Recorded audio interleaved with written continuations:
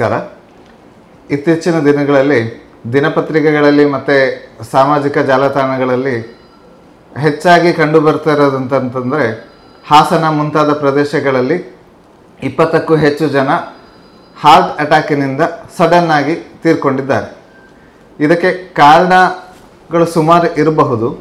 But ಕಾರಣಗಳನ್ನು ಕಂಡುಹಿಡಿಯೋಕ್ಕಿಂತ ಮುಂಚೆ ನಾವು ಒಬ್ಬರಿಗೆ ನಿಮ್ಮ ಸುತ್ತಮುತ್ತ ಇರುವ ಜನರಲ್ಲಿ ಯಾರಿಗಾದರೂ ಒಂದು ಹಾರ್ಟ್ ಅಟ್ಯಾಕ್ ಆದರೆ ಬೇಸಿಕ್ ಏನು ಮಾಡಬೇಕು ಅಂತ ಹೇಳಿ ನಾವು ತಿಳ್ಕೊಳ್ಳೋಣ. ಮೊದಲನೇದಾಗಿ ಅವರನ್ನು ಫ್ಲ್ಯಾಟ್ ಜಾಗದಲ್ಲಿ ಮಲಗಿಸ್ಬೇಕು. ಕೆಲವರು ಏನು ಮಾಡ್ತಾರೆ ಅಂದರೆ ಯಾರಿಗೂ ಏನಾರ ಹಾರ್ಟ್ ಅಟ್ಯಾಕ್ ಆಯಿತು, ಉಸಿರಾಡೋಕ್ಕೆ ತೊಂದರೆ ಆಗ್ತಿದೆ, ಎದೆ ನೋವು ಬರ್ತಿದೆ ಆ ಥರ ಏನಾರ ಹೇಳಿದಾಗ, ಅಥವಾ ಬೆವರ್ತಾ ಇದ್ದಾರೆ ಆ ಥರ ಹೇಳಿದಾಗ ಕೂರ್ಸೋದಕ್ಕೆ ಅಂಥೇಳಿ ಪ್ರಯತ್ನ ಮಾಡ್ತಾರೆ. ಕೂರ್ಸೋಕ್ಕೆ ಹೋಗೋದು ಬೇಡ. ಅವರನ್ನು ನಾವು ಒಂದು ಸಮತಟ್ಟಾದ ನೆಲದಲ್ಲಿ ಅವರನ್ನು ಮಲಗಿಸಬೇಕು. ಫ್ಲ್ಯಾಟಾಗಿ ಮಲಗಿಸಿ ಕಾಲನ್ನು ಮೇಲೆ ಎತ್ತಿಡಬೇಕು. ಕಾಲು ಕೆಳಗಡೆ ದಿಂಬಿಡೋದು ಅಥವಾ ಕಾಲು ಕೆಳಗಡೆ ಒಂದು ಕುರ್ಚಿ ಇಡೋದು ಹಾಗೆ ಮಾಡಿದಾಗ ದೇಹದ ಕೆಳಭಾಗಕ್ಕೆ ರಕ್ತ ಸಂಚಾರ ಕಡಿಮೆಯಾಗಿ ರಕ್ತ ಸಂಚಾರ ಹೃದಯ ಮತ್ತು ಎದೆ ಭಾಗಕ್ಕೆ ರಕ್ತ ಸಂಚಾರ ಜಾಸ್ತಿ ಆಗುತ್ತೆ. ಹಾಗೆ ಆದಾಗ ಅವರು ಬದುಕುವ ಚಾನ್ಸಸ್ಸು ತುಂಬ ಜಾಸ್ತಿ ಆಗುತ್ತೆ. ಒಂದು ಮತ್ತು ಇದನ್ನು ಮಾಡಬೇಕಾದ್ರೆ ತಕ್ಷಣವೇ ಹೋಗಿ ಆ್ಯಂಬುಲೆನ್ಸಿಗೆ ಫೋನ್ ಮಾಡುವಂಥದ್ದು ಭಾಳ ಇಂಪಾರ್ಟೆಂಟ್ ಆಗುತ್ತೆ. 108 ಇದು ಆ್ಯಂಬುಲೆನ್ಸ್ ನಂಬರು. ಇದಕ್ಕೆ ತಕ್ಷಣ ಕಾಲ್ ಮಾಡಿ ಅವರು ಏನೇನು ಹೇಳ್ತಾರೆ, ನೀವು ಏನೇನು ಪೇಷಂಟಲ್ಲಿ ಅಬ್ಸರ್ವ್ ಮಾಡ್ತಾ ಇದ್ದೀರಿ ಅದನ್ನು ಅವರಿಗೆ ತಿಳಿಸಿ, ಅವರು ಹೇಗೆ ಹೇಳ್ತಾರೋ ಹಾಗೆ ಇನ್ಸ್ಟ್ರಕ್ಷನ್ಸನ್ನು ಫಾಲೋ ಮಾಡೋದು, ನೀವು ಎಲ್ಲಿದ್ದೀರಿ ಅಂತ ಹೇಳಿ ಅಡ್ರೆಸ್ ಹೇಳೋದು, ಇದು ಭಾರಿ ಇಂಪಾರ್ಟೆಂಟ್ ಆಗುತ್ತೆ. ಮತ್ತು ಒಂದು ಏನಾರ ಹಾರ್ಟ್ ಅಟ್ಯಾಕ್ ಏನಾರು ಆಯಿತು ಅಂದರೆ ತುಂಬ ಜನ ಆ ರೋಗಿಯ ಸುತ್ತಮುತ್ತ ಸುತ್ತಾಕೊಂಡು ನಿಂತ್ಕೊಂಡ್ಬಿಡ್ತಾರೆ. ಆಗ ಅವರಿಗೆ ಸಿಗೋ ಆಕ್ಸಿಜನ್ನ ಕೂಡ ಕಡಿಮೆ ಆಗ್ಬೋದು. ಹಾಗಾಗಿ ತುಂಬ ಜನ ಸುತ್ತ ಹಾಕ್ಕೊಳ್ಳೋದು ಬೇಡ. ಪೇಷಂಟಿಗೆ ಮನೆ ಒಳಗಡೆ ಆದರೆ ವಿಂಡೋ ಎಲ್ಲ ತೆಗೆದಿಟ್ಟು, ಕಿಟಕಿ ಎಲ್ಲ ತೆಗೆದಿಟ್ಟು ಜಾಸ್ತಿ ಗಾಳಿ ಬರೋ ಥರ ನೋಡ್ಕೊಳ್ಳೋದು ಭಾರಿ ಇಂಪಾರ್ಟೆಂಟ್. ಮತ್ತು ಇನ್ನೊಂದು ಸಣ್ಣ ಒಂದು CPR ಟೆಕ್ನಿಕ್ ಅಂತ ಇದೆ. ಇದು ಆ್ಯಂಬುಲೆನ್ಸ್ ಬಂದು ಪೇಷಂಟನ್ನ ಅವ್ರ ಆ್ಯಂಬುಲೆನ್ಸಲ್ಲಿ ತಗೊಂಡು ಹೋಗೋ ತನಕ ನೀವು ಮನೆಯಲ್ಲಿ ಮಾಡಬಹುದಾದಂಥ ಒಂದು ಸಿಂಪಲ್ ಟೆಕ್ನಿಕ್. ಅದು ಹೇಗೆ ಅಂತಂದರೆ, ಪೇಷಂಟ್ ಈಗ ನೆಲದಲ್ಲಿ ಮಲಗಿದ್ದಾರೆ, ಕಾಲು ಮೇಲೆ ಎತ್ತಿಟ್ಟಾಯಿತು, ಗಾಳಿ ಬರೋ ಥರ ಫ್ಯಾನ್ ಎಲ್ಲ ಹಾಕಾಯಿತು, ಕಿಟಕಿ ಎಲ್ಲ ಓಪನ್ ಮಾಡಿ ಆಯಿತು. ಅದಾದ ಮೇಲೆ ಅವರಿಗೆ ಈ ಭಾಗ ಅಂದರೆ ಚೆಸ್ಟ್, 2 ನಿಪ್ಪಲ್ನ ಮಧ್ಯದ ಭಾಗ, ಅಲ್ಲಿಗೆ ಕೈ ಹೀಗೆ ಹಿಡಿದುಕೊಂಡು ನಿಂತುಕೊಂಡು ಪೇಷಂಟ್ಗೆ ಹೀಗೆ ಒತ್ತುತ್ತಾ ಹೋಗಬೇಕು ಈ ಮಧ್ಯದ ಭಾಗನ. 1 2 3 4 ನಾ ಈಗ ನಿಂತ್ಕೊಂಡು ತೋರಿಸ್ತಾ ಇದ್ದೀನಿ. ಪೇಷಂಟ್ನ ಮಲಗಿಸಿ ಮಾಡಬೇಕಾಗಿರೋಂಥದ್ದು ಹೀಗಿಟ್ಕೊಂಡು 1 2 3 4 ಆ ಥರ 1 ನಿಮಿಷಕ್ಕೆ 100 ಬಾರಿ ಆ ಥರ ಮಾಡ್ತಾ ಇರಬೇಕು. ಇದರಿಂದ ಹೃದಯಕ್ಕೆ ನಾವು ಪ್ರಚೋದನೆ ಕೊಟ್ಟ ಹಾಗೆ ಆಗುತ್ತೆ ಮತ್ತು ಪೇಷಂಟ್ ಇದರಿಂದ ಬದುಕುವ ಚಾನ್ಸಸ್ ಜಾಸ್ತಿ ಇರುತ್ತೆ. ಅಟ್ಲೀಸ್ಟ್ ಆ್ಯಂಬುಲೆನ್ಸ್ ಬರೋ ತನಕ ಇಷ್ಟನ್ನಾರು ನಾವು ಮಾಡಿದರೆ ಪೇಷಂಟ್ ಉಳಿಯುವಂಥ ಚಾನ್ಸಸ್ ತುಂಬ ಜಾಸ್ತಿ ಇರುತ್ತೆ. ಗುಂಪು ಕಟ್ಟುವುದು ಬೇಡ, ಗಾಳಿ ಜಾಸ್ತಿ ಬರ್ತಾ ಇರಲಿ. ಮತ್ತು ಇದು CPR ಅಂತ ಹೇಳ್ತಾರೆ. ಇದನ್ನು ನಾವು 100 ಬಾರಿ 1 ನಿಮಿಷಕ್ಕೆ ಮಾಡೋಣ. ಇಷ್ಟು ಮಾಡಿದರೆ ಅಟ್ಲೀಸ್ಟ್ ಒಂದು ಹಾರ್ಟ್ ಅಟ್ಯಾಕ್ ಆದಾಗ ಆ್ಯಂಬುಲೆನ್ಸ್ ಬರೋ ತನಕ ನಾವು ರೋಗಿಯನ್ನು ನೋಡಿಕೊಂಡ ಹಾಗೆ ಆಗುತ್ತೆ. ಇದರ ನಂತರ ಮತ್ತು ಇನ್ನೊಂದು ದೊಡ್ಡ ಮಿಸ್ಟೇಕ್ ಏನು ಮಾಡ್ತಾರೆ ಅಂತಂದರೆ, ಪೇಷಂಟ್ ಈಗ ಪ್ರಜ್ಞೆ ತಪ್ಪುವ ಪರಿಸ್ಥಿತಿ ಬಂದಾಗ ಅವರಿಗೆ ಬಾಯಲ್ಲಿ ನೀರು ಹಾಕೋದೆಲ್ಲ ಮಾಡಬಾರ್ದು. ಬಾಯಲ್ಲಿ ನೀರು ಏನಾರು ಹಾಕಿದರೆ ಅದು ಶ್ವಾಸಕೋಶಕ್ಕೆ ಹೋಗಿ ಅವರಿಗೆ ಉಸಿರಾಡೋಕ್ಕೂ ತುಂಬ ತೊಂದರೆ ಆಗ್ತದೆ. ಹಾಗಾಗಿ ಬಾಯಲ್ಲಿ ಏನಾರು ತಿನ್ನಿಸುವಂಥದ್ದು, ಏನಾರ ನೀರು ಕುಡಿಸುವಂಥದ್ದು ಮಾಡೋಕ್ಕೆ ಹೋಗೋದು ಬೇಡ. ಈಗ ಪೇಷಂಟ್ಗೆ ಪ್ರಜ್ಞೆ ಇದ್ದರೆ, ನಾವು ಏನು ಮಾತಾಡ್ತಿದ್ದೀರಿ ಅವ್ರಿಗೆ ಕೇಳಿಸ್ತಾ ಇದೆ ಅಂತ ಆದರೆ, ಮತ್ತು ಆ್ಯಂಬುಲೆನ್ಸ್ಗೆ ನಾವು ಫೋನ್ ಮಾಡಿದಾಗ ಅವ್ರು ಯಾವ್ದಾರ ಹತ್ತಿರದ ಯಾವ್ದಾರ ಮಾತ್ರೆ ಕೇಳಿದರೆ ಅಂಥ ಮಾತ್ರೆ ಕೊಡೋದಕ್ಕೆ ನೀರು ಕುಡಿಸ್ಬೋದೇ ವಿನಃ ವೃಥಾ ನಾವು ಪೇಷಂಟ್ಗೆ ನೀರು ಕುಡಿಸೋದು ಬೇಡ. ಸೊ ಇಷ್ಟು ನಾವು ಯಾರಿಗಾರ ಹಾರ್ಟ್ ಅಟ್ಯಾಕ್ ಆಗ್ತಿದೆ ಅಂತ ನಮಗೆ ಗೊತ್ತಾದಾಗ ತೆಗೆದುಕೊಳ್ಳಬಹುದಾದ ಒಂದು ಪ್ರಿಕಾಷನ್ ಅಂತ ನಾವು ಹೇಳ್ಬೋದು. ಮತ್ತು ಈಗಿನ ಕಾಲದಲ್ಲಿ ಈಗ ಈಗ ಹಾರ್ಟ್ಗೆ ನಾವು ಚೆನ್ನಾಗಿ ನೋಡ್ಕೊಳ್ಳೋದಕ್ಕೆ ಏನೇನು ಪ್ರಿಕಾಷನ್ಸ್ ತಗೊಬೇಕು ಅಂತ ಹೇಳಿ ನಾವು ತಿಳಿದುಕೊಳ್ಳೋಣ. ಒಂದು ಅಂತಂದರೆ, ಈ ಕೆಲವರು ಎಸ್ಪೆಷಲಿ ಯುವಕ ಯುವತಿಯರಿಗೆ ಜಿಮ್ಮಿಗೆ ಹೋಗುವಂಥ ಅಭ್ಯಾಸಗಳೆಲ್ಲ ಇರುತ್ತೆ. ತುಂಬ ಚೆನ್ನಾಗಿ ಕಾಣಬೇಕು, ತುಂಬ ಯಂಗ್ ಕಾಣಬೇಕು, ಆ ಥರದ್ದೆಲ್ಲ ಸುಮಾರು ಆಸೆ ಆಕಾಂಕ್ಷೆಗಳಿಂದ ವೈದ್ಯರಿಗೆ ಕಾಣದೇನೆ ತಮಗೆ ತಾವೇನೆ ಯಾವುದೋ ಒಂದಷ್ಟು ಸಪ್ಲಿಮೆಂಟ್ಸು, ಜಿಮ್ಮಲ್ಲಿ ಕೊಡುವಂಥ ಅತಿಯಾದ ಪ್ರೋಟೀನ್ ಪೌಡರು, ಅದರಲ್ಲಿ ಏನು ಮಿಕ್ಸ್ ಆಗಿರುತ್ತೆ ಏನು ಮಿಕ್ಸ್ ಆಗಿರಲ್ಲ ಗೊತ್ತಿರೋದಿಲ್ಲ. ಹಾಗಾಗಿ ಅತಿಯಾದ ಸಪ್ಲಿಮೆಂಟ್ಸನ್ನು ತಗೊಳ್ಳದೆ ಇರುವುದು ಒಂದು ನಾವು ಮಾಡಬೇಕಾಗಿರೋಂಥ ಮುಖ್ಯವಾದ ಕೆಲಸ. ಇತ್ತೀಚೆಗೆ ಖ್ಯಾತ ನಟಿ ಶಫಾಲಿ ಜೆರಿವಾಲ್ ಅವರು ತೀರ್ಕೊಂಡ್ರು. ಅವ್ರದ್ದು ಹಾರ್ಟ್ ಅಟ್ಯಾಕಿಂದನೇ ತೀರ್ಕೊಂಡ್ರು ಅಂತ ಹೇಳಿ ರಿಪೋರ್ಟ್ ಎಲ್ಲ ಬಂದಿದೆ. ಅದಕ್ಕೆ ಇಂಥದ್ದೇ ಕಾರಣ ಅಂತ ಹೇಳಿ ಕಂಡುಹಿಡಿಯೋಕ್ಕಾಗಿಲ್ಲ. ಬಟ್ ಅವರು ಏಜ್ ರಿವರ್ಸ್ ಮಾಡೋದಕ್ಕೆ ಇನ್ನು ಯಂಗ್ ಆಗಿ ಕಾಣಲಿಕ್ಕೆ ಅಂತ ಹೇಳಿ ಸುಮಾರು ಸಪ್ಲಿಮೆಂಟ್ಸನ್ನು ತಗೊತಿದ್ರು, ಅದು ಒಂದು ಕಾರಣ ಅಂತ ಹೇಳಿ ಬಂದಿದೆ. ಹಾಗಾಗಿ ನಾವು ಯಾವುದೇ ಸಪ್ಲಿಮೆಂಟ್ಸ್ ಇರ್ಬೋದು, ಪ್ರೋಟೀನ್ ಪೌಡರ್ ಇರ್ಬೋದು, ಏನೇ ಇದ್ರೂ ಕೂಡ ನಮ್ಮ ವೈದ್ಯರಿಗೆ ಕಂಡು ಅವರ ನಿರ್ದೇಶನದ ಮೇಲೇ ನಾವು ಸಪ್ಲಿಮೆಂಟ್ಸನ್ನು ನಾವು ತಗೊಳ್ಳೋಣ. ಆದಷ್ಟು ಈಗ ಬೆಂಗಳೂರು ಅಂತ ಪ್ರದೇಶದಲ್ಲೆಲ್ಲ ದರ್ಶನಿಗಳಲ್ಲಿ ಊಟ ಮಾಡೋದು, ರೆಸ್ಟೋರೆಂಟ್ಗಳಲ್ಲಿ ಊಟ ಮಾಡೋದು, ಮನೇಲಿ ಅಡುಗೆ ಮಾಡುವಂತಹ ಪ್ರಬಂಧವೇ ಇಲ್ಲ ಅನ್ನೋ ಥರ ಆಗಿದೆ. ಆದಷ್ಟು ನಾವು ಮನೆಯಲ್ಲಿ ಚೆನ್ನಾಗಿ ಆವಾಗಿನ ಫ್ರೆಶ್ ಆಗಿ ಮಾಡಿರುವಂತಹ ಅಡುಗೆಯನ್ನು ಮಾಡಿಕೊಂಡು ಊಟ ಮಾಡುವಂತಹ ಹವ್ಯಾಸಗಳನ್ನು ಬೆಳೆಸ್ಕೊಳ್ಳೋದು ಈಗ ಅತಿ ಅವಶ್ಯಕವಾಗಿದೆ.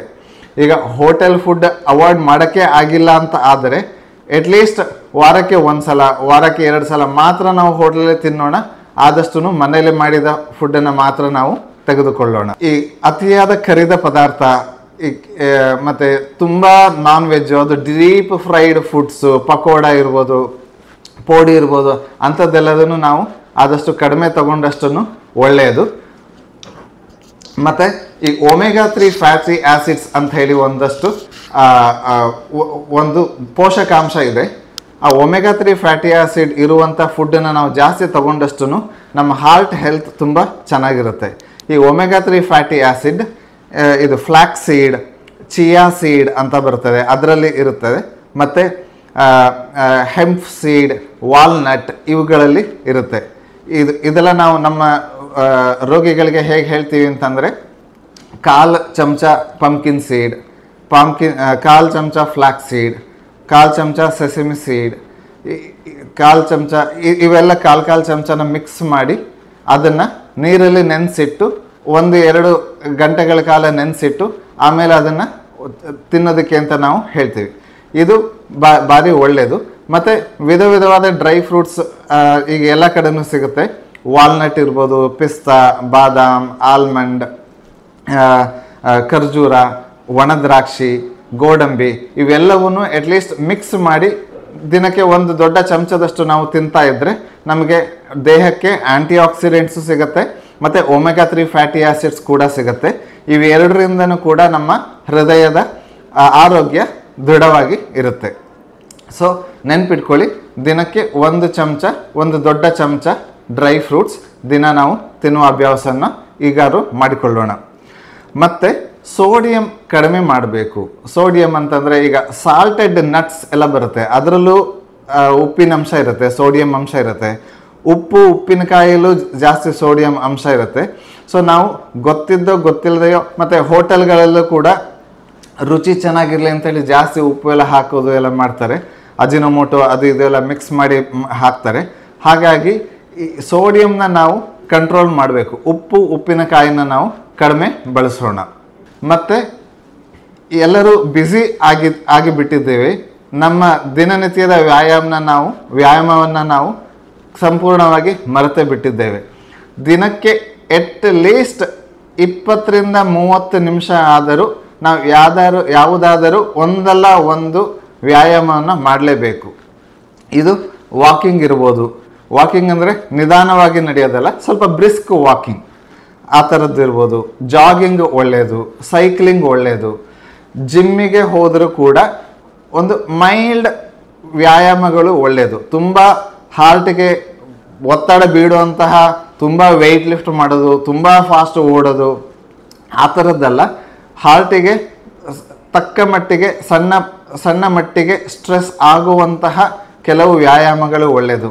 ಅಥವಾ ಹತ್ತಿರ ಯಾವ್ದಾದ್ರು ಯೋಗ ಪ್ರಾಣಾಯಾಮದ ತರಬೇತಿ ಸಿಗೋ ಹಾಗಿದ್ದರೆ ಅಲ್ಲಿಗೂ ಕೂಡ ದಯವಿಟ್ಟು ನೀವು ಹೋಗಿ ಕೆಲವು ಅತ್ಯವಶ್ಯ ಯೋಗಗಳು, ಸಿಂಪಲ್ ಸೂರ್ಯ ನಮಸ್ಕಾರ ಇರ್ಬೋದು, ಒಂದು 5-10 ಯೋಗಾಸನಗಳನ್ನ ಕಲಿತ್ಕೊಂಡು ಅದನ್ನು ನಾವು ದಿನ ಮಾಡುವಂಥದ್ದು ಒಳ್ಳೆಯದು. ಸೊ ಈ ಕಾರ್ಡಿಯೋ ಎಕ್ಸಸೈಸಸ್ ಅಂತ ಏನು ನಾವು ಹೇಳ್ತೀವಿ, ವಾಕಿಂಗ್, ಸ್ವಿಮ್ಮಿಂಗ್, ಸೈಕ್ಲಿಂಗ್, ಜಾಗಿಂಗ್, ಇದು ವಾರದಲ್ಲಿ 6 ದಿನ ನಾವು ಎಕ್ಸಸೈಸ್ ಮಾಡೋದಾದರೆ 2 ಅಥವಾ 3 ದಿನ ಇಂಥ ಕಾರ್ಡಿಯೋ ಎಕ್ಸಸೈಸ್ಗಳು, ಕೆಲವು ದಿನ ಯೋಗಾಸನಗಳು, ಕೆಲವು ದಿನ ಸಿಂಪಲ್ ವೆಯ್ಟ್ ಎಕ್ಸಸೈಸಸ್, ಇಷ್ಟನ್ನು ಮಾತ್ರ ಮಾಡ್ತಾ ಹೋದರೆ ಹಾರ್ಟ್ನ ಮಾಂಸಖಂಡಗಳು ಬಲಿಷ್ಠವಾಗಿರುತ್ತೆ, ಹಾರ್ಟ್ ತುಂಬ ಚೆನ್ನಾಗಿ ಕೆಲಸ ಮಾಡುತ್ತೆ. ಮತ್ತು ಯಾರಿಗೆ ಒಬೆಸಿಟಿ ಇರುತ್ತದೆ, ದೇಹದ ತೂಕ ಜಾಸ್ತಿ ಯಾರಿಗೆ ಇದೆ ಅವರುಗಳು, ಮತ್ತು ಡಯಾಬಿಟಿಸ್ ಇರುವಂತಹವರು, ಮತ್ತು ರಕ್ತದೊತ್ತಡ ಜಾಸ್ತಿ ಇರೋರು, ಹೈ BP ಇರುವವರು, ಮತ್ತು ಯಾರಿಗೆಲ್ಲ ಅಟ್ಲೀಸ್ಟ್ ಒಂದು 35 ವರ್ಷ ಯಾರಿಗೆ ಆಗಿದೆ ಇಂಥವರು ವಿಶೇಷ ಕಾಳಜಿಯಿಂದ ತಮ್ಮ ಆರೋಗ್ಯವನ್ನು ಚೆನ್ನಾಗಿ ನೋಡ್ಕೊಬೇಕಾಗತ್ತೆ. ಈಗ ಒಬೆಸಿಟಿ ಇದ್ದರೆ ತುಂಬ ಎಣ್ಣೆ ಪದಾರ್ಥ ಎಲ್ಲ ಕಡಿಮೆ ಮಾಡಿ, ಆವಾಗವಾಗ ಉಪವಾಸ ಮಾಡಿ, ಹೇಗಾದರೂ ಮಾಡಿ ದಿನಕ್ಕೆ 20-30 ನಿಮಿಷ ವ್ಯಾಯಾಮ ಮಾಡಿ ವೆಯ್ಟ್ ಕಡಿಮೆ ಮಾಡಿಕೊಳ್ಳಲೇಬೇಕು. ಡಯಾಬಿಟಿಸ್ ಇದ್ದರೆ ಸಕ್ಕರೆ ಅಂಶ ಜಾಸ್ತಿ ಆಗದೆ ಇರೋ ಥರ ನೋಡ್ಕೊಳ್ಬೇಕು. BP ಇದ್ದರೆ ಕಂಟ್ರೋಲಲ್ಲಿ ಇರೋ ಥರ ನಾವು ನೋಡ್ಕೊಳ್ಳೇಬೇಕು. ನಿಮ್ಮ ವೈದ್ಯರನ್ನು ಸಂಪರ್ಕಿಸಿ ಅವರು ಕೊಟ್ಟಿರುವಂಥ ಮಾತ್ರೆಗಳನ್ನು ಕಾಲಕ್ಕೆ ತಗೊಳ್ಳೋದು ಅತ್ಯವಶ್ಯಕವಾಗಿದೆ.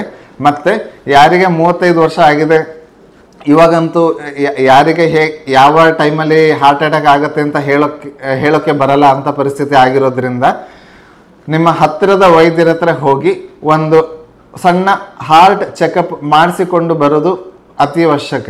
ಈ ಹಾರ್ಟ್ ಚೆಕಪ್ಪಲ್ಲಿ ECG ಅಂತ ಹೇಳಿ ಮಾಡ್ತಾರೆ, ಅದರಿಂದ ಏನೂ ತೊಂದರೆ ಇಲ್ಲ. ಅದರಲ್ಲಿ ಹಾರ್ಟಿನ ಬೇರೆ ಬೇರೆ ಭಾಗಗಳು, ಕವಾಟಗಳು, ರಕ್ತನಾಳಗಳೆಲ್ಲ ಹೇಗೆ ಕೆಲಸ ಮಾಡ್ತಿದೆ ಅಂತ ಹೇಳಿ ಅದರಿಂದ ಗೊತ್ತಾಗುತ್ತೆ. ಅದು ಒಂದು ಚೆಕಪ್ ಮಾಡ್ತಾರೆ. ಅದನ್ನು ಮಾಡಿ ಅದರಲ್ಲಿ ಏನಾರ ಸಣ್ಣ ಪುಟ್ಟ ಏನಾರ ತೊಂದರೆ ಇದ್ದರೆ ಅಥವಾ ವೈದ್ಯರಿಗೆ ಏನಾರ ಹಾರ್ಟಿಗೆ ಏನಾರ ತೊಂದರೆ ಇದೆ ಅಂತ ಹೇಳಿ ಸಂಶಯ ಬಂದರೆ ಒಂದು ಟ್ರೆಡ್ಮಿಲ್ ಟೆಸ್ಟ್ ಮತ್ತು ಎಕೋಕಾರ್ಡಿಯೋಗ್ರಾಮ್ ಅಂತ ಮಾಡ್ತಾರೆ. ಇದು ಸುಮಾರು ಸರ್ಕಾರಿ ಆಸ್ಪತ್ರೆಗಳಲ್ಲೆಲ್ಲ ಫ್ರೀಯಾಗೂ ಇರ್ಬೋದು, ಮಾಡ್ತಾರೆ. ಅಥವಾ ನಿಮ್ಮ ಹತ್ತಿರದ ಕಾರ್ಡಿಯಾಲಜಿಸ್ಟ್ ಅಥವಾ ಹಾರ್ಟ್ ಸ್ಪೆಷಲಿಸ್ಟ್ ಹತ್ರ ಹೋದರೆ ಇದಕ್ಕೆ ತೀರಾ ಖರ್ಚೇನೂ ಇಲ್ಲ. ದಯವಿಟ್ಟು ಇದನ್ನು ಮಾಡಿಸಿಕೊಂಡ್ರೆ ನಮಗೆ ಅಟ್ಲೀಸ್ಟ್ ಹಾರ್ಟ್ನ ಏನೂ ತೊಂದರೆ ಇಲ್ಲ, ಎಲ್ಲ ಕವಾಟಗಳು, ರಕ್ತನಾಳಗಳು ಎಲ್ಲ ಸರಿ ಇದ್ದಾವೆ, ಎಲ್ಲೂ ಕೊಲೆಸ್ಟ್ರಾಲ್ ಜಾಸ್ತಿ ಕೂತಿಲ್ಲ, ಎಲ್ಲೂ ಪ್ಲೇಕ್ ಅಂತ ಹೇಳ್ತಾರೆ, ಅದು ಹಾರ್ಟಿನ ರಕ್ತನಾಳಗಳನ್ನ ಬ್ಲಾಕ್ ಮಾಡುವಂಥ ಒಂದು ಡೆವಲಪ್ಮೆಂಟ್ ಆಗುತ್ತೆ, ಅದು ಇಲ್ಲ ಅಂತ ಹೇಳಿ ನಮಗೆ ಕನ್ಫರ್ಮ್ ಆಗುತ್ತೆ. ಈ ರೀತಿ ಟೆಸ್ಟ್ ವರ್ಷಕ್ಕೆ ಒಂದ್ಸಲ ಇರ್ಬೋದು ಅಥವಾ 2 ವರ್ಷಕ್ಕೆ ಒಂದ್ಸಲ ಇರ್ಬೋದು.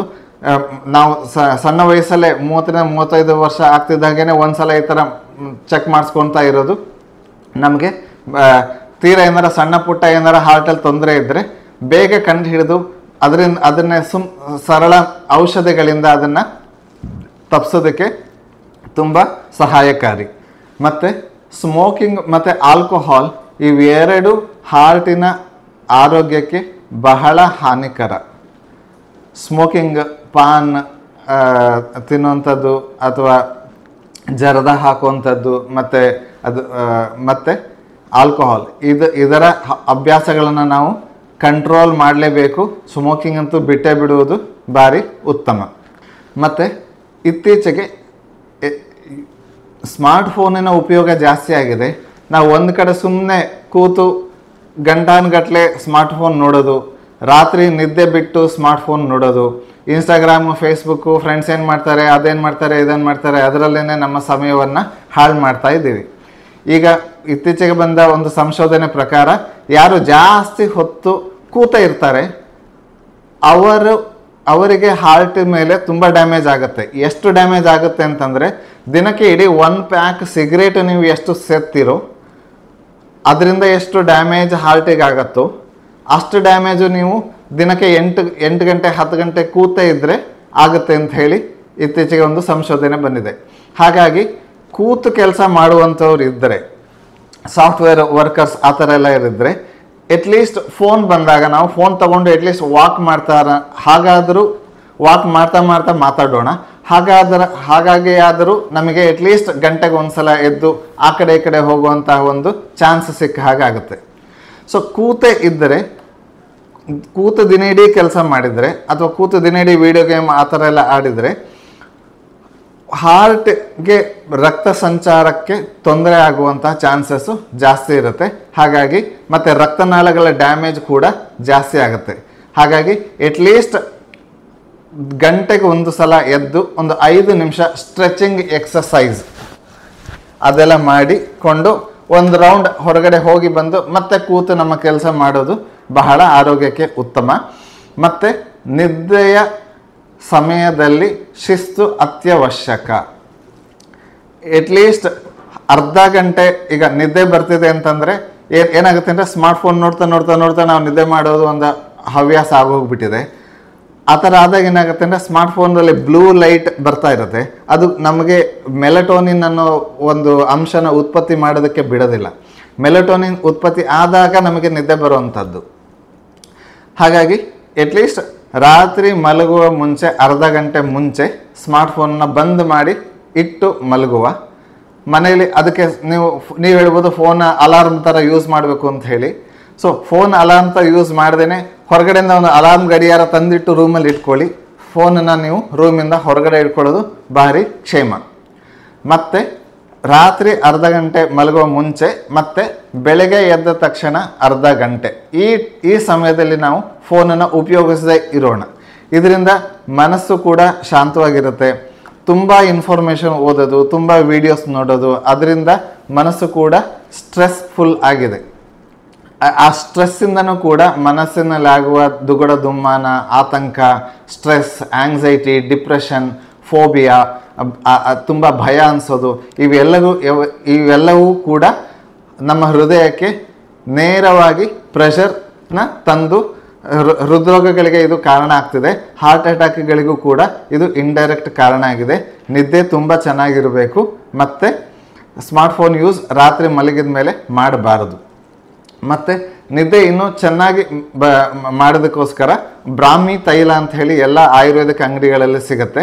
ರಾತ್ರಿ ಮಲಗೋಕ್ಕಿಂತ ಮುಂಚೆ ತಲೆ ಮೇಲೆ ಒಂಚೂರು ಅದನ್ನು ಬ್ರಾಹ್ಮಿ ತೈಲ ಹಚ್ಚಿ ಅದನ್ನೇ ಒಂಚೂರು ಕೆಲವು ಹನಿಗಳನ್ನ ತಗೊಂಡು ಮುಚ್ಚಿದ ಕಣ್ಣುಗಳ ಮೇಲೆ ಈ ಥರ ಹಚ್ಚಿ ಜೆಂಟಲ್ ಮಸಾಜ್ ಮಾಡಿ ಮಲಗೋದ್ರಿಂದ ನಮ್ಮ ನಿದ್ದೆ ಇನ್ನೂ ಡೀಪ್ ಆಗ್ತದೆ. ನಮಗೆ ರೆಸ್ಟ್ಫುಲ್ ಸ್ಲೀಪ್ ಅಂತ ಏನು ಹೇಳ್ತೀವಿ, ನಿದ್ದೆಯಲ್ಲಿ ಬೇಕಾದಂಥ ವಿಶ್ರಾಮ ಸಿಗುತ್ತೆ. ಕನಿಷ್ಠ ಪಕ್ಷ ನಾವೆಲ್ಲರೂ 6 ರಿಂದ 8 ಗಂಟೆ ನಿದ್ದೆ ಮಾಡಲೇಬೇಕು.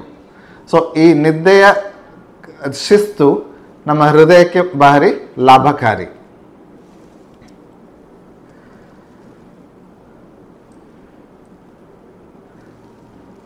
ಸೊ ಇವೆಲ್ಲವೂ ಮಾಡೋದ್ರ ಜೊತೆಗೆ ನೆಲ್ಲಿಕಾಯಿ, ಮುಂಚೆ ಬರೀ ದೀಪಾವಳಿ ಸಂದರ್ಭದಲ್ಲಿ ಮಾತ್ರ ನೆಲ್ಲಿಕಾಯಿ ಸಿಗ್ತಿತ್ತು. ಈಗಂತೂ ಸೂಪರ್ ಮಾರ್ಕೆಟ್ಗಳಲ್ಲಿ ನೆಲ್ಲಿಕಾಯಿ ಯಾವಾಗಲೂ ಸಿಗುತ್ತೆ. ದಿನಕ್ಕೆ ಒಂದು ಅರ್ಧ ಪೀಸಾರು ನೆಲ್ಲಿಕಾಯಿ ತಿಂತಾ ಇದ್ದರೆ ಅದರಲ್ಲಿ ತುಂಬ ಆ್ಯಂಟಿ ಆಕ್ಸಿಡೆಂಟ್ಸ್ ತುಂಬ ಜಾಸ್ತಿ ಇದೆ. ವಿಟಮಿನ್ ಸಿ ಕೂಡ ಅದರಲ್ಲಿ ಜಾಸ್ತಿ ಇದೆ. ಹಾಗಾಗಿ ಆ ನೆಲ್ಲಿಕಾಯಿ ದಿನಕ್ಕೆ ಅರ್ಧಾರು ತಿನ್ನೋ ಒಂದು ನಾವು ಅಭ್ಯಾಸ ಇಟ್ಕೊಂಡ್ರೆ ಅದರಿಂದ ಹೃದಯದ ಆರೋಗ್ಯ ಕೂಡ ಚೆನ್ನಾಗಿ ಇರುತ್ತೆ. ಸೊ ಈ ಅತಿಯಾದ ಹಾರ್ಟ್ ಅಟ್ಯಾಕ್ಗಳು ಏನು ಆಗ್ತಿದ್ದಾವೆ ಅದರಿಂದ ಹೊರಗಡೆ ಬರೋದಕ್ಕೆ ನಾವು ಹಾರ್ಟ್ ಅಟ್ಯಾಕ್ ಆದಾಗ ಏನು ಪ್ರಿಕಾಷನ್ ತಗೊಬೇಕು ಅದು ಭಾರಿ ಮುಖ್ಯವಾದದ್ದು. ಎರಡನೇದು ಆ್ಯಂಬುಲೆನ್ಸ್ ಕರಿಬೇಕು, ಗಾಳಿ ಬರೋ ಥರ ಇರಬೇಕು, CPR ಮಾಡಬೇಕು, ಅದೆಲ್ಲ ಮುಖ್ಯವಾಗಿ ಇರೋವಂಥದ್ದು.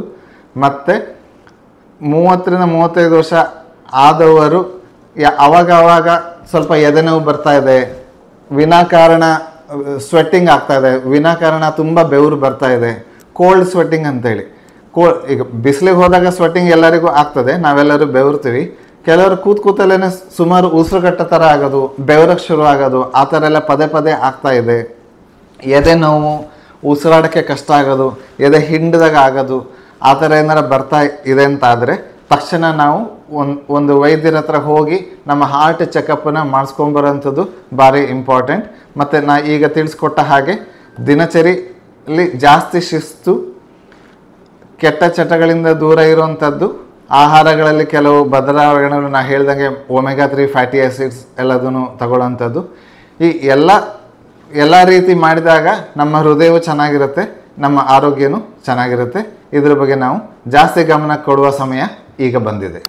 ಈಗ ಜನರು ಯಾರಿದ್ದಾರೆ ಅವರು ವಿನಾಕಾರಣ ಅಂದರೆ ಯಂಗ್ಸ್ಟರ್ಸ್ ಇರ್ತಾರೆ, ಅವರಿಗೆ ಯಾವುದೇ ರೀತಿ ಸಿಂಪ್ಟಮ್ಸ್ ಇರೋದಿಲ್ಲ. ಅಂದರೆ ಈಗ ಈ ಥರ ಹಾರ್ಟ್ ಅಟ್ಯಾಕ್ ಕೇಸ್ಗಳನ್ನ ಕೇಳಿ ಭಯ ಬಿದ್ದು ಕಾರ್ಡಿಯಾಲಜಿಸ್ಟ್ ಹತ್ರ ಎಲ್ಲ ಹೋಗುವ ಚಾನ್ಸಸ್ ಜಾಸ್ತಿ ಇರ್ತದೆ. ಸೊ ಆ ಥರ ಭಯ ಬೀಳುವ ಸಿಚುವೇಶನಲ್ಲಿ ಇದ್ದೀವ ನಾವು ಅಂತ ಹೇಳುವಂಥದ್ದು ಅಲ್ಲ. ನನಗೆ ಕೇಳಿದರೆ ಒಂದ್ಸಲ ಯಾರಿಗಾರ ಡೌಟ್ ಇದ್ದರೆ, ಮತ್ತೆ ಒಂದ್ಸಲ ಎದೆ ನೋವು, ಉಸಿರಾಡಕ್ಕೆ ತೊಂದರೆ, ಬೆವರು ಬರೋದು, ಆ ಥರ ಏನಾರ ಸಿಂಪ್ಟಮ್ ಇದ್ದರೆ ವಿನಾಕಾರಣ ಅನಿಸಿದ್ರು ಒಂದ್ಸಲ ಹೋಗಿ ಕಾರ್ಡಿಯಾಲಜಿಸ್ಟ್ ಹತ್ರ ಹೋಗಿ ಒಂದು ಬೇಸಿಕ್ ECG ಎಲ್ಲ ಟೆಸ್ಟ್ ಎಲ್ಲ ಮಾಡಿಸ್ಕೊಂಡು ಹಾರ್ಟ್ ಸರಿ ಇದೆ ಅಂತ ತಿಳ್ಕೊಂಡು ವಾಪಸ್ ಬರೋದು ಉತ್ತಮ. ಅಟ್ಲೀಸ್ಟ್ ಆ ಟೆನ್ಷನ್ ಅಂತೂ ಇರಲ್ಲ. ಈಗ ಏನಾಗುತ್ತೆ ಅಂತಂದರೆ, ಈಗ ಮನೆ ಅಕ್ಕಪಕ್ಕದವರು, ನಮ್ಮ ಸ್ನೇಹಿತ ಬಂದು ಬಳಗದವರೇ ತೀರ್ಕೊಂಡಾಗ ಆ ಸ್ಟ್ರೆಸ್ಸು ನಮ್ಮ ಮೇಲೆ ಇದ್ದೇ ಇರುತ್ತೆ. ಚೂರು ಏನಾರು ಎದೆ ನೋವು ಬಂತು, ಚೂರು ಎಡಗೈ ನೋವು ಶುರು ಆಯಿತು ಅನ್ನೋಕ್ಕೂ ಇದು ಹಾರ್ಟ್ ಇದು ಇರ್ಬೋದಾ ಅಂಥೇಳಿ ಆ ಸ್ಟ್ರೆಸ್ಸಿಂದನೇ ಮತ್ತೆ ಹಾರ್ಟ್ಗೆ ಇನ್ನೂ ತೊಂದರೆಗಳು ಬರೋ ಚಾನ್ಸಸ್ ಇರೋದ್ರಿಂದ ಅನವಶ್ಯಕ ಅನಿಸಿದ್ರೂ ಕೂಡ ಒಂದು ಸಲ ವೈದ್ಯರ ಹತ್ರ ಹೋಗಿ ಹಾರ್ಟ್ ಚೆಕ್ ಮಾಡಿಸ್ಕೊಂಬರೋದ್ರಲ್ಲಿ ಏನೂ ತೊಂದರೆ ಇಲ್ಲ ಅನ್ನೋದು ನನ್ನ ಅಭಿಪ್ರಾಯ. ಹಾಸ್ಪಿಟ್ಲಿಗೆ ರೀಚ್ ಆಗೋ ಮೊದಲೇ ಹಾರ್ಟ್ ಅಟ್ಯಾಕ್ಗಳು ಆಗಿ ಡೆತ್ ಆಗೋ ಸಾಧ್ಯತೆಗಳಿರ್ತದೆ. ಸೊ ಅದಕ್ಕೆ ಹೌದೌದು, ಅದಕ್ಕೇ ಈಗ ಫಸ್ಟಿಗೆ ಮನೆಯಲ್ಲಿ ಈಗ ಯಾರಿಗಾರ ಹಾರ್ಟ್ ಅಟ್ಯಾಕ್ ಆಯಿತು ಅಂತಂದರೆ ತಕ್ಷಣವೇ ಪ್ರತಿ ನಿಮಿಷ ಪ್ರತಿ ಸೆಕೆಂಡ್ ಕೂಡ ಇಂಪಾರ್ಟೆಂಟ್. ಒಬ್ಬರು ಆ್ಯಂಬುಲೆನ್ಸಿಗೆ ಕಾಲ್ ಮಾಡಬೇಕು. ಆ್ಯಂಬುಲೆನ್ಸ್ ಅವ್ರಿಗೆ ಇದು ಮಾಡಿದಾಗ ಅಲ್ಲಿನ ಇದು ಯಾರು ಫೋನ್ ಎತ್ತಿ ಹೇಳ್ತಾರೆ, ಅವರು ಕೆಲವು ನಿರ್ದೇಶನಗಳನ್ನ ಕೊಡ್ತಾರೆ. ಅವರು ಈಗ ಆಸ್ಪಿರಿನ್ ತೊಗೊಂಬನ್ನಿ ಅಂತ ಹೇಳಿದ್ರು ಅಂದರೆ ಫೋನ್ ಕಟ್ ಮಾಡಬೇಡಿ, ಅದಾದಮೇಲೆ ಏನೇನು ಅಂಥೇಳಿ ಎಲ್ಲರ ಒಂದು ಕಡೆ ಬರೆದಿಟ್ಕೊಂಡು ಅಷ್ಟು ಇನ್ಸ್ಟ್ರಕ್ಷನ್ಸನ್ನು ಅವ್ರು ಹೇಳಿದಾಗೆ ಫಾಲೋ ಮಾಡೋಂಥದ್ದು ಒಂದು. ಮತ್ತು ಅದೇ ನಾ ಹೇಳಿದಾಗೇ ರೋಗಿ ತುಂಬ ಸುತ್ತಾಕೊಳ್ಳೋದೆಲ್ಲ, ಕಾಲನ್ನ ಸ್ವಲ್ಪ ಮೇಲೆ ಇಡೋದು, ಒಂದು ಚೇರಿಟ್ಟು ಚೇರ್ ಮೇಲೆ ಪಾದನ ಇಡೋವಂಥದ್ದು, ಫ್ಲ್ಯಾಟ್ ಮಲಗಿಸೋದು. ಅವ್ರಿಗೆ ಎತ್ತಕ್ಕೆ ಅಂತ ಹೋಗಬಾರ್ದು. ಎತ್ತದೆಲ್ಲ ಅವ್ರು ಸ್ಟ್ರೆಚರ್ ತೊಗೊಂಬರ್ತಾರೆ, ಅವ್ರು ಎತ್ಕೊಂಡು ಅವರು ಹೋಗ್ತಾರೆ. ಬಟ್ ಇದೆಲ್ಲ ಆದಷ್ಟು ಬೇಗ ಆಗಬೇಕು. ಮತ್ತು ನೀವೇ ಏನಾದರೂ ಕೆಲವು ಸಲ ಏನಾಗುತ್ತೆ ಅಂದರೆ, ನಾವು ಹಾಸ್ಪಿಟಲ್ ತನಕ ಓಕೆ ನಾವೇ ಇದು ಏನಾರು ಆಗ್ತಿದೆ ಅಂತೇಳಿ ಹೆಂಗೋ ಕಾರಲ್ಲಿ ಹೋದ್ವಿ ಹಾಸ್ಪಿಟ್ಲಲ್ಲಿ, ಅಲ್ಲಿ ಅದು ಎಮರ್ಜೆನ್ಸಿ ಅಂತೇಳಿ ಅಲ್ಲಿ ಸ್ಟಾಫಿಗೆ ಗೊತ್ತಾಗೋ ಥರ ನಾವು ಮಾಡಬೇಕು. ಹೋಗಿ ತಕ್ಷಣವೇ ಇಲ್ಲಿ ಹಾರ್ಟ್ ಅಟ್ಯಾಕ್ ಆಗ್ತಿದೆ ನೋಡಿ ಬನ್ನಿ ಮೇಡಮ್ ಅಂತ ಹೇಳಿ ಅಲ್ಲಿ ಯಾರೋ ನರ್ಸ್ಗಳು ರಿಸೆಪ್ಷನಿಸ್ಟ್ ಇರ್ತಾರೆ, ಅವ್ರಿಗೆ ಹೇಳಿ ಅಲಾರ್ಮ್ ಮಾಡಿ. ಯಾಕೆಂದರೆ ಡಾಕ್ಟ್ರುಗಳು ಬ್ಯುಸಿ ಇರ್ಬೋದು, ಕಾಯೋದ್ರಲ್ಲೇ 5 ನಿಮಿಷ 10 ನಿಮಿಷ ಹೋಯ್ತು ಅಂತಂದರೆ ಅಲ್ಲಿ ಬದುಕೋ ಚಾನ್ಸ್ ಕಡಿಮೆ ಆಗ್ಬೋದು. ನಾವು ಈಗ ಸಾವಧಾನ ಸತರ್ಕ ಅಂತ ಹೇಳ್ತೀವಲ್ಲ, ಸೊ ಹೋಗಿ ಸ್ವಲ್ಪ ಜೋರಾಗಿ ಇದು ಆಗ್ತಿದೆ ಮೇಡಮ್ ಬನ್ನಿ ನೋಡಿ ಡಾಕ್ಟ್ರಿಗೆ ಕರೀರಿ ಹಾಗೆ ಹೀಗೆ ಅಂತ ಸ್ವಲ್ಪ ಜೋರಾಗಿ ಹೇಳಿದಾಗ ಗಮನ ಎಲ್ಲ ಅಲ್ಲಿಗೆ ಹೋಗುತ್ತೆ. ಅವರು ಆದಷ್ಟು ಬೇಗ ವ್ಯವಸ್ಥೆ ಅದಕ್ಕೆ ಮಾಡುವಂಥದ್ದು ಚಾನ್ಸಸ್ ಜಾಸ್ತಿ ಇರುತ್ತೆ. ಹಾಗೆ ಈಗ ಆಯುರ್ವೇದದಲ್ಲಿ ಹೆಲ್ತ್ ಅಂದರೆ ಈಗ ಹೃದಯದ ಆರೋಗ್ಯವನ್ನು ಕಾಪಾಡಿಕೊಳ್ಳಲಿಕ್ಕೆ ಏನು ಸೂತ್ರ? ಸೊ ಆರೋಗ್ಯದಲ್ಲಿ ನಾ ಹೇಳಿದ ಹಾಗೇನೆ ತುಂಬ ಮ್ಯಾಜಿಕಲ್ ಆ ಥರ ಏನೂ ಇಲ್ಲ, ಎಲ್ಲದು ಸಿಂಪಲ್. ಆಹಾರ, ನಿದ್ರೆ ಚೆನ್ನಾಗಿರಬೇಕು, ದಿನಚರ್ಯ ಅಂತೇಳಿ ಏನು ಹೇಳ್ತಾರೆ ಆಯುರ್ವೇದದ ಪ್ರಕಾರ ಅಂತಂದರೆ ಅಟ್ಲೀಸ್ಟ್ ದಿನದಲ್ಲಿ ಒಂದು ಸಲ ಅಭ್ಯಂಗ ಮಾಡಬೇಕಂತ ಹೇಳಿದ್ದಾರೆ. ಈ ಎಣ್ಣೆ ಮಸಾಜ್ ಮಾಡಿ ಅದದ್ದು ಸ್ನಾನ ಮಾಡೋದು ಅದೆಲ್ಲದೂ ಕಷ್ಟ. ಅಟ್ಲೀಸ್ಟ್ ವಾರಕ್ಕೆ ಒಂದು ಸಲನಾದರೂ ಹತ್ತಿರ ಇರುವ ಆಯುರ್ವೇದ ಆಸ್ಪತ್ರೆ, ಆಯುರ್ವೇದ ಸೆಂಟರಿಗೆ ಹೋಗಿ ಫುಲ್ ಬಾಡಿ ಮಸಾಜ್ ಮತ್ತು ಸ್ಟೀಮ್ ಥೆರಪಿ ಇದನ್ನು ತಗೊತಾ ಇದ್ದರೆ ರಕ್ತ ಸಂಚಾರ, ಮಾಂಸಖಂಡಗಳಿಗೆ ಶಕ್ತಿ ಬರುವಂಥದ್ದು, ಏನಾರ ಸ್ಟ್ರೆಸ್ಸು ಎಲ್ಲ ಇದ್ದರೆ ಅದು ಕಡಿಮೆ ಆಗುತ್ತೆ, ತಲೆನೋವು ಮೈಕೈ ನೋವು ಎಲ್ಲ ಇದ್ದರೆ ಕಡಿಮೆ ಆಗುತ್ತೆ. ಹಾಗೆಯೇ ಹಾರ್ಟ್ಗೂ ಕೂಡ ಇದು ಭಾರಿ ಉತ್ತಮ. ಈವನ್ ಮಾಡ್ರನ್ ರಿಸರ್ಚಲ್ಲೂ ಕೂಡ ಸೌನಾ ಥೆರಪಿ ಅಂತ ಹೇಳ್ತಾರೆ. ಸ್ವೆಟಿಂಗ್ ಅಂದರೆ ತುಂಬ ಹೈ ಟೆಂಪರೇಚರ್ ಇರೋ ರೂಮ್ನಲ್ಲಿ ಕೂತ್ಕೊಳ್ಳೋಂಥದ್ದು, ಅದರಿಂದ ಸ್ವೆಟಿಂಗ್ ಜಾಸ್ತಿ ಆಗುತ್ತೆ. ಆ ಥೆರಪಿ ಹಾರ್ಟ್ಗೆ ಭಾರಿ ಉತ್ತಮ ಅಂಥೇಳಿ ಮಾಡ್ರನ್ ರಿಸರ್ಚ್ ಕೂಡ ಬಂದಿದೆ. ಅದು ನ್ಯಾಚುರಲ್ ಡಿಟಾಕ್ಸಿಫಿಕೇಷನ್ ಆಗೋದಕ್ಕೆ ಭಾರಿ ಉತ್ತಮ. ಹಾಗಾಗಿ ಆಯುರ್ವೇದ ಪ್ರಕಾರ ಮಾಡೋದು ಅಂತಂದರೆ ಅಟ್ಲೀಸ್ಟ್ ವಾರಕ್ಕೆ ಒಂದ್ಸಲನಾದರೂ ಅಭ್ಯಂಗನ ಒಂದು ಆಯುರ್ವೇದ ಸೆಂಟ್ರಲ್ಲಿ ತಗೊಂಡು ಅದ್ರ ಜೊತೆಗೆ ಸ್ಟೀಮ್ ಥೆರಪಿ, ಸ್ವೇದನ ಚಿಕಿತ್ಸೆ ಅಂತ ಹೇಳ್ತಾರೆ, ಅದನ್ನು ಮಾಡೋದು ಉತ್ತಮ. ಮತ್ತು ನಿಮಗೆ ಈ ಏನಾರ ಹೃದ್ರೋಗ ಬಂದಿದೆ ಅಂತಂದರೆ ನಿಮಗೆ ಅಲೋಪತಿಯಲ್ಲಿ ಮೆಡಿಸಿನ್ಸ್ ಏನು ಕೊಡ್ತಾರೆ ಅದೇ ರೀತಿಯೇ ಆಯುರ್ವೇದದಲ್ಲೂ ಕೂಡ ಲೈಫ್ ಸೇವಿಂಗ್ ಮೆಡಿಸಿನ್ಸ್ ಎಲ್ಲ ಇದೆ. ಅದನ್ನು ಕಾಲಕ್ಕೆ ತಗೊಳ್ಳೋದು, ಅದು ಕೂಡ ಭಾರಿ ಲಾಭದಾಯಕ.